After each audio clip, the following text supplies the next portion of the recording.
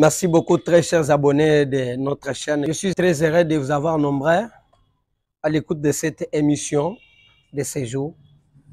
Ce nouveau numéro d'actualité qui clôture la semaine du 17-18. L'émission à ciel ouvert et ces jours clôture cette semaine. Nous fermons la semaine avec de nombreuses actualités qui se passent au sein de notre pays. De nombreuses actualités qui se passent dans le monde entier. La province aussi du Kassai Central, notre fief, notre base pour la chaîne numérique Infolook Télévision. Dans le compte de l'émission d'aujourd'hui, nous allons parler sur certaines actualités. Aujourd'hui, ce sont des actualités que je vous apporte. En dehors de ces actualités, je vais brosser petitement sur les affaires qui concernent les enseignants. Oui, les enseignants de l'intérieur pour la ville de Kanang et la province du Kassai Central. Parce qu'il y a toujours des cris de détresse. Il y a des cris de détresse chez les enseignants qui se trouvent dans le 5 territoires qui composent la ville de Kananga, qui est le siège de la province du Kassai Central. Dans cette émission de ce jour, je vais d'ailleurs commencer par ce point-là. Comment on peut garder le salaire des travailleurs, ceux qui ont fait le travail, un enseignant qui travaille, qui n'a pas un autre métier, qui n'a pas à faire, l'enseignant là qui travaille tout un mois, et il est condamné du matin à 12 h, il est à l'école, tous les jours. Je dis bien tous les jours, à part les jours, les journées de congé, de détente. Mais vous voyez cet enseignant-là, à la fin du mois, il n'a pas son salaire. Est-ce que vous pouvez trouver ça normal? Pour le mois de septembre qui vient de passer, presque les enseignants de nos 5 territoires se lamentent. Ils se plaignent pour le moment. Ils se plaignent. Qu'est-ce qu'il y a au juste? Qu'est-ce qu'il y a au juste, vous les gens de Caritas? On vous a versé de l'argent et vous ne voulez pas donner à ces enseignants ou quoi? Mes chers amis, mettez-vous à la place de ces enseignants-là. Mettez-vous normalement à la place de ces enseignants-là. Nous avons lu dans des plateformes les enseignants qui se plaignent, qui ont écrit un mémo. Ils réclament jusque-là leur salaire du mois de septembre. Si c'est pour les formalités administratives, oui. Mais qu'est-ce qui bloque réellement pour que ces enseignants ne soient pas payés? Si nous voulons contribuer au développement, à la vie intellectuelle d'un pays, d'une province, d'une ville, il faut veiller beaucoup plus sur l'aspect de la formation des gens. Et entre autres, c'est dans l'enseignement. Parce que si l'enseignant n'est pas bien géré, il n'est pas dans de bonnes conditions, je ne pense pas que cet enseignant peut enseigner correctement. Il ne peut pas enseigner correctement parce qu'il n'est pas dans de bonnes conditions. Mes chers amis. J'ai lu un moment récemment, ce qui m'a fait d'ailleurs très mal, de voir que ces enseignants de l'intérieur de la province du Kassai Central, tous ces enseignants jusque-là, ils ne sont pas payés. Si c'est la banque Ifoko ou Caritas actuellement, cette banque-là, il y a quel problème? Vous, les gens de Caritas, vous devez nous éclairer réellement. Vous devez nous éclairer parce que ça va mal. Ça va mal. Ça va mal. Prenez que cet enseignant-là est obligé d'enseigner tous les jours. Il est obligé d'être à l'école. Il n'a pas un autre moyen. Il n'a pas une source autre de production. Comment sa famille peut se nourrir? Comment lui, l'enseignant-là, peut être en bonne santé?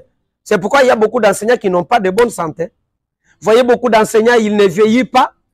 Pourquoi ils ne vieillissent pas? Parce que ces enseignants vraiment, ils sont toujours dans un raisonnement. Ils le raisonnent beaucoup plus, ils ne mangent pas très bien, ils n'ont pas de moyens de transport, ils ne vivent pas dans de bonnes conditions. Toutes ces choses-là diminuent la qualité d'une bonne formation des citoyens congolais. J'avais participé dans une des formations dans la ville de Kanang ici, dans une commission appelée Justice et Paix. J'ai suivi un orateur qui a parlé des histoires qui m'avaient tiqué, moi. Il dit, le diplôme que nous avons au Congo, peut-être quand vous allez en dehors du pays, on ne considère pas ces diplômes-là, et surtout dans des pays occidentaux. Ils disent au Congo, on n'enseigne pas, il n'y a que la guerre, le Congo, les choses ne marchent pas. Vraiment, on ne peut pas considérer le diplôme de Congolais parce que vous n'étudiez pas. Et pourtant, aujourd'hui, nous avons un président qui fait tout pour que le Congo soit dans de bonnes conditions, qui fait tout pour que le Congolais soit considéré, qui fait tout pour que le Congolais soit bien considéré partout où il se retrouve. Mais, qu'est-ce que nous, les Congolais, nous voulons faire? Je demande aux services attitrés dans ce domaine de s'intéresser quand même. Vous devez vous intéresser quand même. Ce n'est pas normal. Ce n'est pas normal, mes chers amis. Qui peut travailler du lundi au samedi, du 1er au 30, pour ne pas toucher son salaire? Et vous lui demandez de continuer à bien enseigner. Il va enseigner très bien comment. Il va faire comment ce travail. C'est une interpellation. C'est un message fort que nous lançons aux autorités, tant provinciales que nationales, de veiller à cette affaire. Cher ministre de l'enseignement, que ce soit au niveau provincial, et d'ailleurs au niveau provincial, est-ce que vous êtes au courant de cette affaire? Et en tant qu'autorité de tutelle dans ce secteur, qu'est-ce que vous avez fait? Là, je suis en train de saluer Madame Rose Kabouamba, excellence ministre de la Santé, dans son séjour à Lubonda. Vraiment, excellence ministre, nous vous disons bonjour, nous vous saluons partout où vous vous retrouvez avec toute votre délégation. Je salue aussi Papa Léonard et tout, votre mari, avec tous les enfants. Vraiment, je vous salue.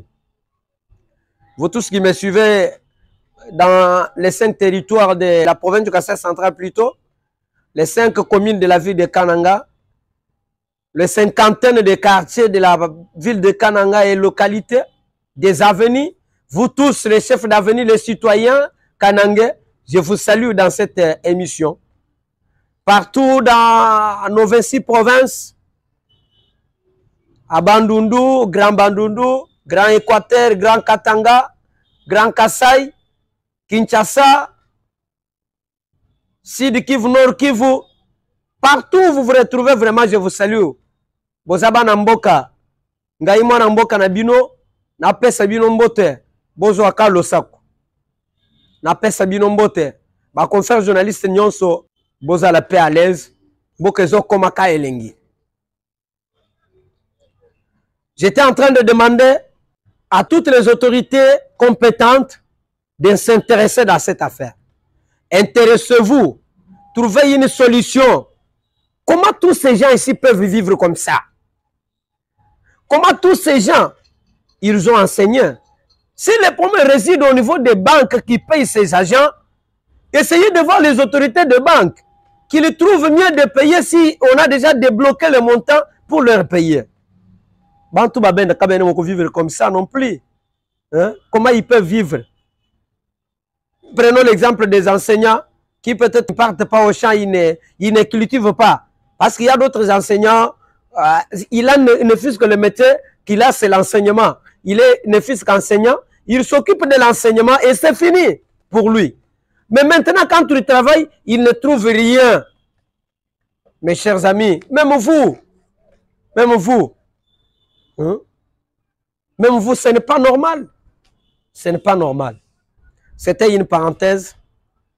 C'était ma façon d'exhorter les autorités provinciales, les ministres de l'enseignement, primaire, secondaire et professionnel, ministre de l'éducation, Parce qu'au niveau des provinces, nous avons le ministre de l'Éducation et Nouvelle Citoyenneté. Intéressez-vous vraiment pour trouver une solution. Il y a nos amis de Djumbelenge, il y a nos amis de Djibaya, il y a nos amis de Demba, il y a nos amis de Kazumba, de Luiz, presque nos 5 territoires qui composent la province du Kassai central. Ces enseignants jusque-là, ils ne sont pas payés. Ils ne sont pas payés. C'était notre manière de vous réveiller, de vous intéresser à ce que vous puissiez trouver quand même une solution à ces problèmes. Vous pouvez trouver une solution à ces problèmes. Eh bien, je vais attaquer aussi le point essentiel. Le point essentiel que je vais attaquer aujourd'hui, c'est le point qui concerne les opposants congolais qui étaient partis en Nairobi, qui se sont réunis de l'autre côté. Ah, Mboka. Mboka, ça bien, vraiment. Mboka, ça bien. Omoni. Tant on a attaqué déjà sujet, on a pessinga moyen na banda koseka. Azo seka parce que ça biloko ils ont pesa soni. Biloko ils ont pesa soni vraiment. Nous avons vu les opposants réunis à Nairobi autour de Joseph Kabila Kabange, ancien président de la République démocratique du Congo et sénateur à vie. Là-bas, ils étaient partis avec leur objectif. L'objectif majeur, c'est sauver la République démocratique du Congo qui est plongée dans les chaos. Ce qui m'a fait étonner que nous avons vu que les opposants qui vivent en exil, mais les opposants qui sont dans le pays, nous n'avons pas vu aucun opposant qui vit dans le pays dans cette réunion. Où il y a un problème entre les opposants eux-mêmes, ou bien qu'est-ce qui se passe? Parce que je vais citer par un message que le président Félix Tshisekedi a lancé, où on lui qualifie d'un traître parce qu'il a tendu la main à son homologue rwandais pour le cesser les faits. Vous pensez que quand vous allez vous réunir comme ça, c'est trouver une solution? Je ne crois pas. Se réunir, c'est mieux. Parce que les lois et les lois de notre pays autorisent. On n'interdit pas à tout opposant qui se sent lésé d'énoncer sa voix.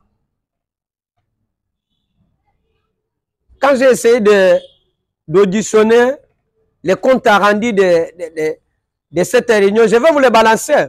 Je vais vous balancer ces comptes rendus. Je vous laisse d'abord suivre ces comptes rendus et je vais revenir après. Conclave des forces politiques et sociales sur l'avenir du Congo tenu du 14 au 15 octobre 2025. Déclaration finale. Les forces politiques et sociales de la République démocratique du Congo se sont réunies en conclave sous la présidence de son Excellence Joseph Kabila Kabange, président honoraire de la République démocratique du Congo, du 14 au 15 octobre 2025 dans la ville de Nairobi au Kenya.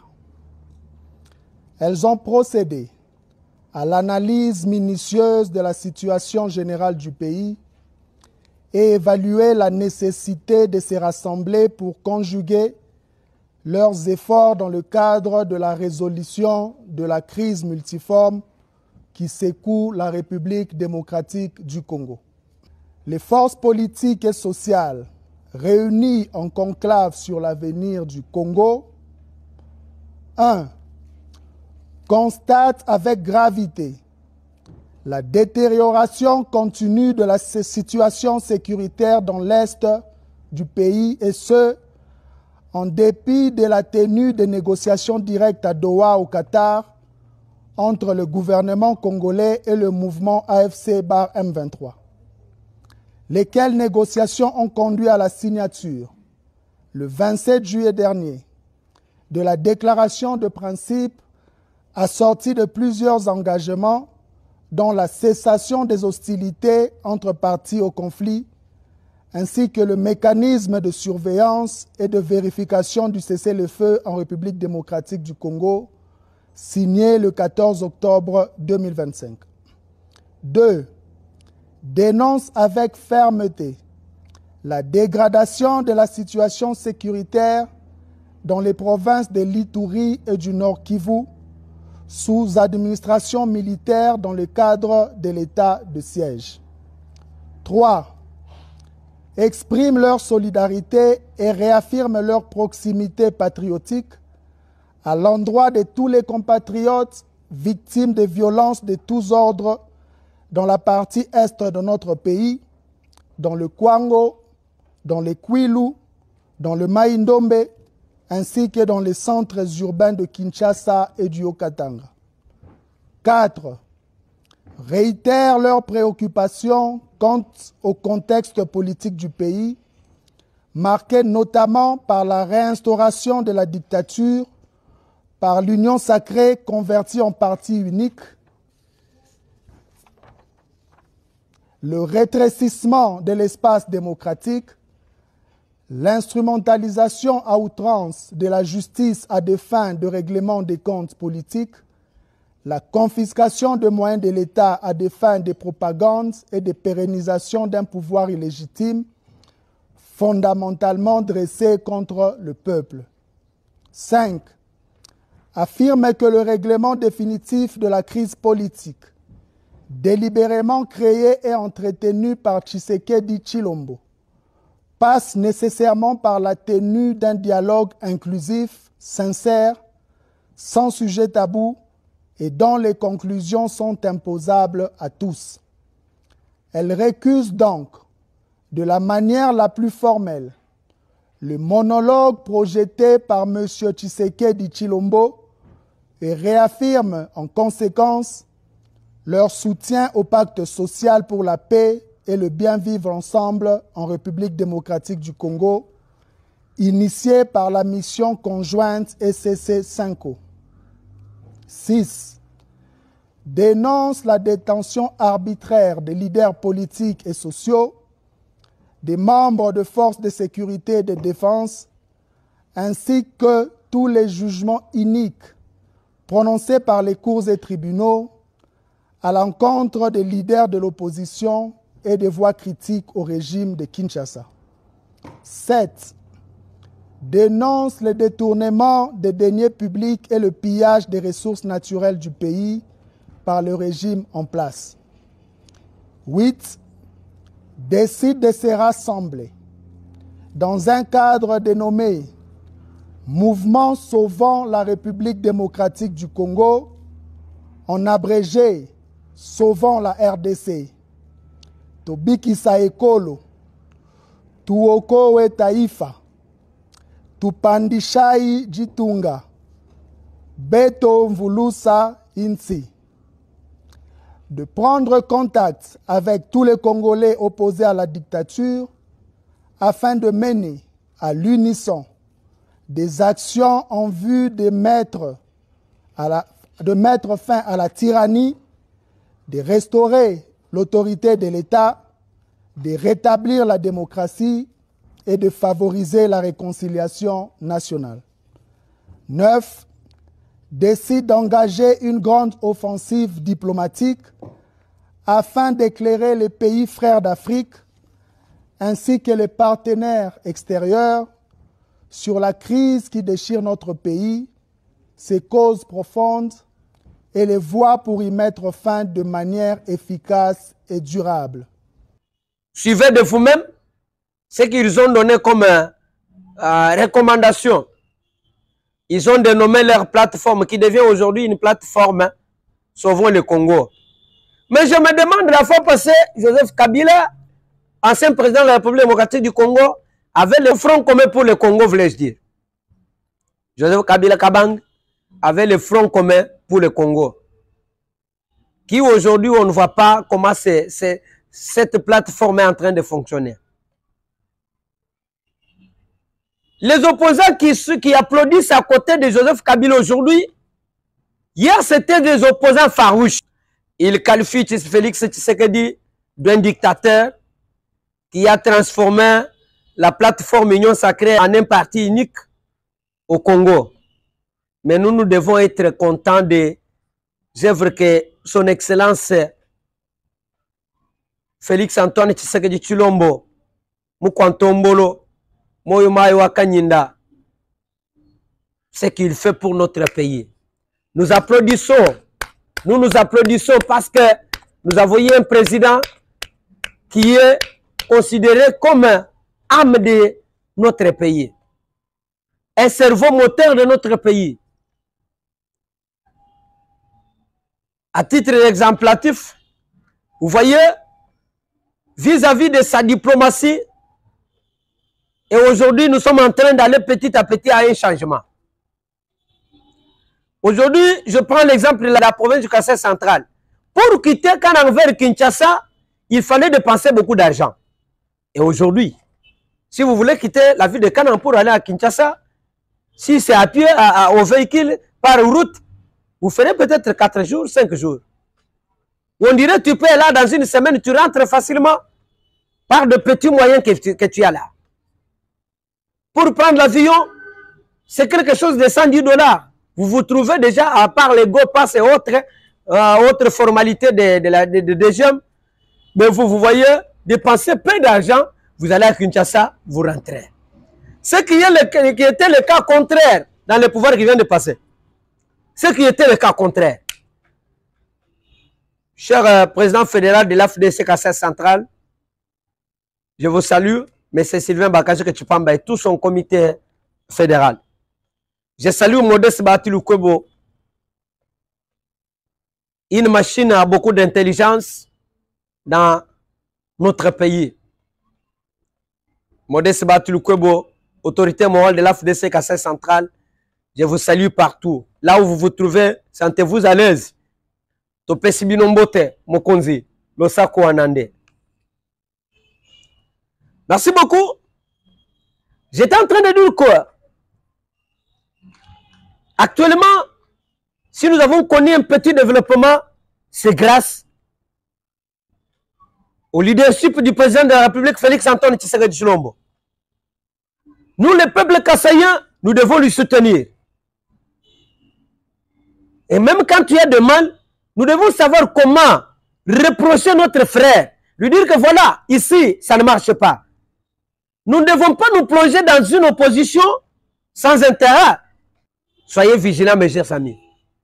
Soyez vigilants. Et ces gens, des opposants qui étaient à Nairobi, les Frank Diongo, les Nyamugabou, les Nemi Mouilagne, les Matata Pogno, et tant d'autres qui étaient là-bas. Mais c'est une coquille vide. C'est une coquille vide. Pourquoi Martin Fayulu n'est pas parti là-bas? Qu'est-ce qu'il a constaté? Vous et moi, point d'interrogation. Pourquoi Moïse Katumbi n'est pas parti là? Qu'est-ce qu'il a constaté? Vous et moi, point d'interrogation. Pourquoi Jean-Marc Kabunda Kabound? Ce sont des opposants qui vivent dans notre pays. Ce sont des opposants qui sont à côté de ce qui se passe dans notre pays. Pourquoi ils ne sont pas partis là-bas? Et pourquoi il y a cette division dans la classe oppositionnelle? Les opposants, vous êtes dispersés, pourquoi? Mais si vous voulez gagner, allez dans un ordre croissant. Ce n'est pas un ordre dispersé. Vous allez déranger tout ce que vous aviez fait. Vraiment, vous avez suivi le discours les comptes rendus des opposants. Vous avez vous-même suivi. C'est à vous d'analyser. Est-ce qu'ils suivent quoi? Et aujourd'hui, si Joseph Kabila rentre au pouvoir, il va faire quoi? Point d'interrogation. Mes chers amis, c'était l'émission à ciel ouvert. Merci beaucoup, vous tous qui avez suivi cette émission. Je suis Grégoire Titengue, dans le compte de cette émission. Si vous voulez nous écrire, écrivez-nous sur notre page. Faites-nous des commentaires, des remarques. Ce que vous voyez, ce que vous constatez, pour nous aider à aller plus loin. Je salue les autorités de la province du Kassai central, tous les ministres du gouvernement Soumi Noadé, notre président de la République, tous les confrères journalistes, partout où vous vous retrouvez, je vous salue. Merci et bye.